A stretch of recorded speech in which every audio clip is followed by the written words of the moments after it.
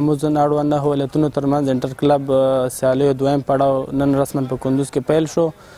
یا د لوبې د شاوریزې دي ټول 15 لوبې راځي او 14 ورځې وخت نسی. د دې لوبو یوازینۍ موخه دا ده د اموزن کې د ښه استعدادونو لټول او همدارنګه هغوی باندې کار کول دي تر څو هغوی راتلونکي د افغانستان په استازیتوب لوبې وکړي.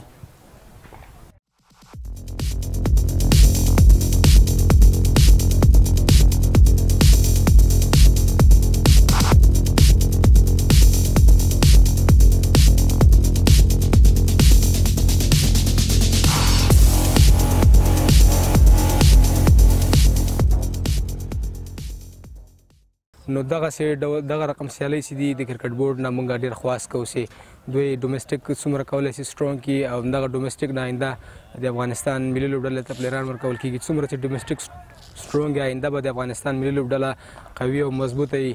نو موږ ډېر زیات خوشحاله پخوا پرته افغانستان کرکټ ډېر پرمختګ کړی ده او باید افغانستان لوبغاړو ته سهولت آماده شي. کرکټ بورډ نه بالخصوص د اموزن نمایندګانو نه ډېره مننه کوم. موږ ته داسې زمینه برابره کړې ده چې ریجن سیالۍ دلته په کندوز ګراونډ کې پلار اچولی دي او پلیرانو لپاره ډېر ښه چانس دی چې دغسې په ریجن میچونو نه دغسې انټر کلب میچونو نه او چې کوم چانس ورځي به هغې نه فایده واخلي. نو موږ لپاره ډېره غټه خبره ده چې دغه میچونو نه فایده واخلو او مخ ته لاره ځان ته هواره کړو.